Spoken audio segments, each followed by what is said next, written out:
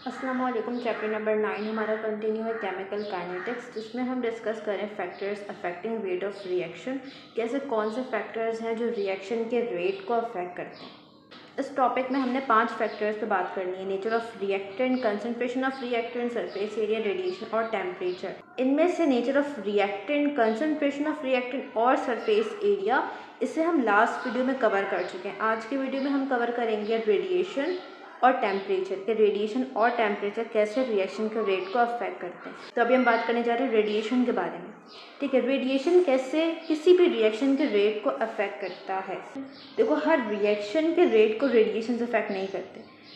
ठीक है, कुछ ऐसे ख़ास केमिकल रिएक्शंस हैं जिनका रेट रेडिएशन की वजह से अफेक्ट होता है। उन रिएक्शंस को हम कहते हैं photochemical reaction. Photochemical reaction, photo means light. Photochemical reaction ऐसे रिएक्शंस हैं जो लाइट की प्रेजेंस में होंगे, जिनके होने के लिए लाइट का होना ज़रूरी है।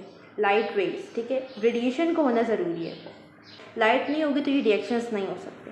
अब लाइट या रेडिएशन ऐसा क्या कर रहा है। देखो, ये रिएक्टेंट के मॉलिक्यूल्स हैं। हमने पहले भी पढ़ा है कि रिएक्टेंट के मॉलिक्यूल्स को प्रोडक्ट में कन्वर्ट होने के लिए कोलाइड करना पड़ता है। ठीक है, जब कोलेजन होगी तभी रिएक्टेंट के मॉलिक्यूल्स प्रोडक्ट में कन्वर्ट होंगे। कोलेजन के लिए ज़रूरी है कि इनके पास सफिशिएंट अमाउंट ऑफ एनर्जी हो, ये मॉलिक्यूल्स एक्टिवेट हों, तभी ये कोलाइड करेंगे और प्रोडक्ट फॉर्म करेंगे।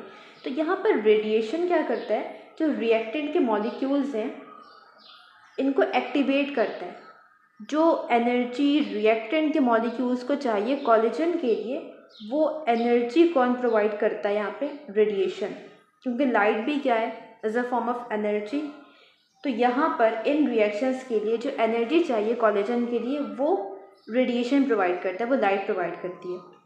इस वजह से अगर रेडिएशन ना हो तो रिएक्टेंट के मॉलिक्यूल के पास सफिशिएंट एनर्जी नहीं आएगी और रिएक्शन प्रोसीड नहीं होगा। अगर रेडिएशन हो, लाइट हो, तब इस रिएक्शन के रिएक्टेंट के मॉलिक्यूल्स के पास एनर्जी होगी, कोलेजन होगी और फिर ये प्रोडक्ट में कन्वर्ट हो जाएगा। तो रेडिएशन का रोल से फोटोकेमिकल रिएक्शंस के लिए है। ठीक है, इसकी एग्जांपल होती है हाइड्रोजन और क्लोरीन का रिएक्शन। ये जो मॉलिक्यूल्स हैं, ये in the presence of UV radiation ये एक्टिवेट होते हैं और फिर ये रिएक्ट करते हैं। अच्छा, फोटोकेमिकल रिएक्शन की एक और बहुत अच्छी एग्जांपल है जो कि हम बायोलॉजी में पढ़ते हैं, फोटोसिंथेसिस। फोटोसिंथेसिस में भी क्या होता है, लाइट के प्रेजेंस में रिएक्शन होता है। रिएक्टेंट्स मौजूद हैं, कार्बन डाइऑक्साइड भी है एटमॉस्फेयर में, वाटर भी है सॉइल में, रिएक्शन फिर भी नहीं हो रहा। क्यों? क्योंकि इस रिएक्शन के होने के लिए क्या ज़रूरी है, सनलाइट। सनलाइट नहीं होगी तो फोटोसिंथेसिस का प्रोसेस नहीं होता। सनलाइट कैसे अफेक्ट करती है वो हम बायोलॉजी में पढ़ चुके हैं, चैप्टर नंबर 4 में, बायोएनर्जेटिक्स। ठीक है, अब हम इन रिएक्शंस को स्पीड अप कैसे कर सकते हैं। हम बात कर रहे हैं अफेक्टिंग रेट ऑफ रिएक्शन कि रेट ऑफ रिएक्शन अफेक्ट कैसे होगा। तो अगर हमें इन रिएक्शंस का रेट बढ़ाना है तो हमें क्या करना होगा, हमें इन रेडिएशन की इंटेंसिटी बढ़ा देनी होगी। ज़्यादा इंटेंस रेडिएशन मतलब ज़्यादा एनर्जी वाली रेडिएशन हमें प्रोवाइड करनी होगी। जब हम ज़्यादा एनर्जी वाली रेडिएशन प्रोवाइड करेंगे तो मॉलिक्यूल्स के पास ज़्यादा एनर्जी आएगी और ज़्यादा जल्दी मॉलिक्यूल्स कोलाइड करेंगे और प्रोडक्ट में कन्वर्ट होंगे।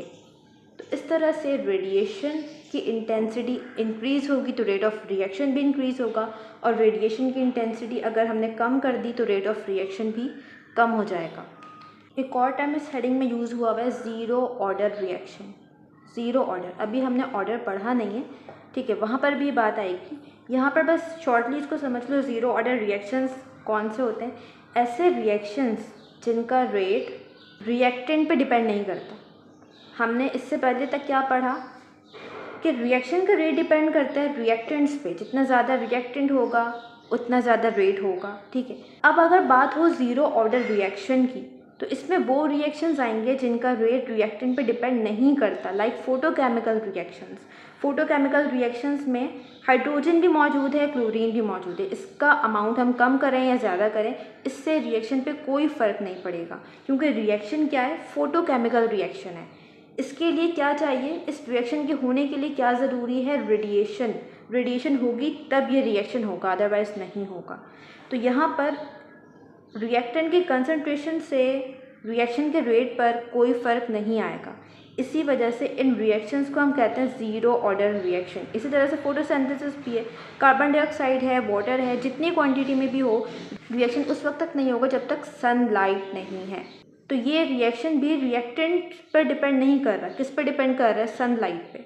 तो रिएक्टेंट पर जब रिएक्शन करे डिपेंड ना करे, उन रिएक्शंस को हम क्या कहते हैं? Zero order reaction. Now last factor है टेम्परेचर। कि टेम्परेचर कैसे रिएक्शन के रेट को अफेक्ट करता है। तो टेम्परेचर और रेट का डायरेक्ट रिलेशन है। जब हम टेम्परेचर इंक्रीज़ करेंगे तो रिएक्शन का रेट भी इंक्रीज़ हो जाएगा। ऐसा क्यों हो रहा है? टेम्परेचर इंक्रीज़ करने से क्या हुआ? रिएक्टेंट के मॉलिक्यूल्स की एनर्जी इंक्रीज़ हो गई। एनर्जी इंक्रीज़ हो गई। जब एनर्जी इंक्रीज़ हो गई तो रिएक्टेंट मॉलिक्यूल्स में कोलेजन ज़्यादा हो गई। जब कोलेजन ज़्यादा हो गई तो प्रोडक्ट फॉर्मेशन ज़्यादा हो गई।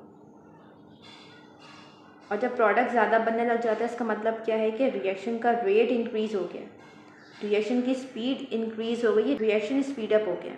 यहाँ तक क्लियर है? अच्छा, अब हमने ये देखना है कि हम कितना टेम्परेचर इंक्रीज़ करेंगे और फिर रेट पर क्या फ़र्क पड़ेगा। तो एक जनरल सा रूल है कि अगर हम टेम्परेचर को 10 डिग्री सेल्सियस इंक्रीज़ करेंगे तो रिएक्शन का रेट डबल हो जाएगा। फॉर एग्ज़ाम्पल, टेम्परेचर था 40 डिग्री और इस वक्त रिएक्शन का रेट था 200। हमने 40 से 50 कर दिया टेम्परेचर को हमने 10 डिग्री इंक्रीज़ कर दिया। तो अब रिएक्शन का रेट डबल हो जाएगा, रिएक्शन का रेट हो जाएगा 400। ठीक है, तो ये जनरल से रूल है, बिल्कुल एग्जैक्ट ऐसा नहीं होता कि बिल्कुल रिएक्शन का रेट डबल हो रहा है, बट उसके आसपास होता है, अप्रॉक्स डबल होता है। ना यहाँ तक क्लियर है? अच्छा, अब हम बात करते हैं कोलेजन्स की। जब रिएक्टेंट के मॉलिक्यूल्स कोलाइड करते हैं तो वो प्रोडक्ट में कन्वर्ट हो जाते हैं। ठीक है, लेकिन यहाँ पर ये पॉइंट भी याद रखो कि हर कोलेजन के रिज़ल्ट में प्रोडक्ट फॉर्मेशन नहीं होती। हर कोलेजन के रिज़ल्ट में प्रोडक्ट फॉर्मेशन नहीं होगी। ऐसा नहीं है कि जब भी दो रिएक्टेंट के मॉलिक्यूल्स कोलाइड करेंगे वो प्रोडक्ट फॉर्म करेंगे, ऐसा नहीं। कुछ कोलेजन के रिज़ल्ट में प्रोडक्ट फॉर्मेशन होती है, कुछ कोलेजन के रिजल्ट में प्रोडक्ट फॉर्मेशन नहीं हो।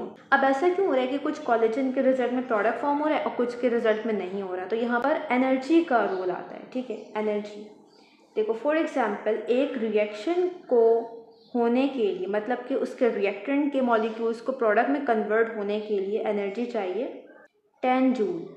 10 जूल एनर्जी होगी रिएक्टेंट मॉलिक्यूल के पास, तब वो रिएक्टेंट के मॉलिक्यूल्स प्रोडक्ट में कन्वर्ट होंगे। ये वो मैक्सिमम अमाउंट ऑफ एनर्जी है जो रिएक्टेंट मॉलिक्यूल्स को चाहिए प्रोडक्ट फॉर्म करने के लिए। इस मैक्सिमम अमाउंट ऑफ एनर्जी को हम कहते हैं activation energy. Activation energy activation energy हर रिएक्शन के लिए डिफरेंट होती है। तो जब तक रिएक्टेंट के पास एक सर्टेन अमाउंट ऑफ एनर्जी नहीं होगी वो प्रोडक्ट फॉर्म नहीं कर सकता। यहाँ पर दो रिएक्टेंट के मॉलिक्यूल्स हैं, ए और बी, ये आपस में कोलाइड कर रहे हैं। ठीक है, यहाँ पर कोलिजन हो रही है और यहाँ पर जो रिएक्टेंट के पास एनर्जी है वो है 5 जूल। यहाँ पर कोलिजन के रिजल्ट में प्रोडक्ट फॉर्म होगा? नहीं होगा, क्योंकि रिएक्शन के लिए एनर्जी कितनी चाहिए? 10 जूल। अभी रिएक्टेंट के पास कितनी एनर्जी है? 5 जूल। तो यहाँ पे कोलिजन के बाद प्रोडक्ट फॉर्मेशन नहीं होगी। ठीक है, अब सेकेंड सिनेरियो लेते हैं। दो मॉलिक्यूल्स हैं रिएक्टेंट के, ए और बी, मॉलिक्यूल्स कोलाइड कर रहे हैं, इनके पास जो एनर्जी है वो 10 जूल। अब यहाँ पर कोलिजन के रिजल्ट में प्रोडक्ट फॉर्मेशन होगी, क्योंकि यहाँ पर जितनी एनर्जी चाहिए थी मॉलिक्यूल्स के पास उतनी एनर्जी है।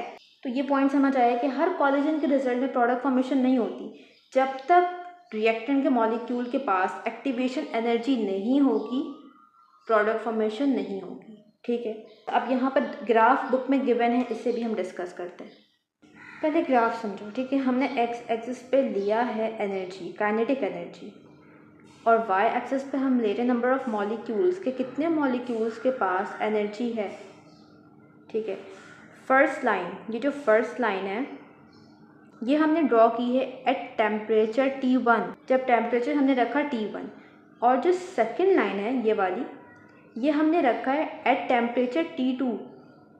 T2 टेम्परेचर T1 से ज़्यादा है। T2 टेम्परेचर मीन्स हमने T1 में 10 डिग्री ऐड कर दिया है, हमने टेम्परेचर को इंक्रीज़ कर दिया। ठीक है, सेकेंड लाइन ये शो कर रही है, यहाँ पर ये है एक्टिवेशन एनर्जी की लाइन,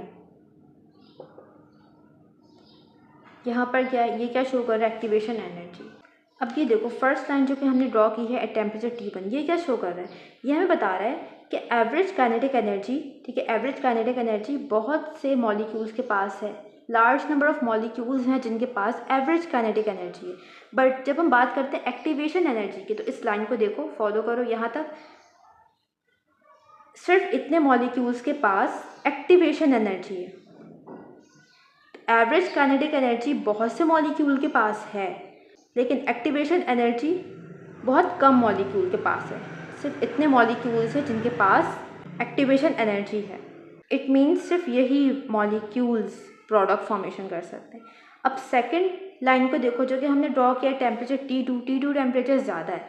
अब इस पर क्या हुआ, यहाँ पर हम देख सकते हैं कि जो एवरेज काइनेटिक एनर्जी है ये कम मॉलिक्यूल के पास है, ठीक है, कम मॉलिक्यूल के पास एवरेज काइनेटिक एनर्जी है। लेकिन जब हम बात करते हैं एक्टिवेशन एनर्जी की, तो देखो इतने सारे मॉलिक्यूल्स के पास एक्टिवेशन एनर्जी है।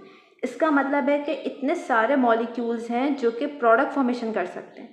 तो इससे हमें समझ क्या आ रहा है कि जब हमने टेम्परेचर कम रखा था तो एवरेज काइनेटिक एनर्जी तो बहुत से मॉलिक्यूल के पास थी, लेकिन एक्टिवेशन एनर्जी कम मॉलिक्यूल के पास थी। जिसका मतलब क्या है कि इस वक्त एट टेम्परेचर T1 रिएक्शन का रेट कम था, क्योंकि एक्टिवेशन एनर्जी कम मॉलिक्यूल के पास है, तो सिर्फ वही प्रोडक्ट फॉर्मेशन कर सकेंगे। अब जब हमने टेम्परेचर को इंक्रीज़ कर दिया, T2 कर दिया, तो क्या हुआ, एवरेज काइनेटिक एनर्जी कम मॉलिक्यूल के पास है, लेकिन एक्टिवेशन एनर्जी बहुत से मॉलिक्यूल के पास है। इसका मतलब क्या है कि अब प्रोडक्ट फॉर्मेशन ज़्यादा होगी और रिएक्शन का रेट ज़्यादा होगा। तो टेम्परेचर कैसे रिएक्शन के रेट का इफेक्ट करता है, ये हमने ग्राफ के ज़रिए से समझ लिया है। अब यहाँ पे हमारा टॉपिक कंप्लीट होता है factors affecting rate of reaction का। नेक्स्ट वीडियो में हम कवर करेंगे ऑर्डर ऑफ रिएक्शन।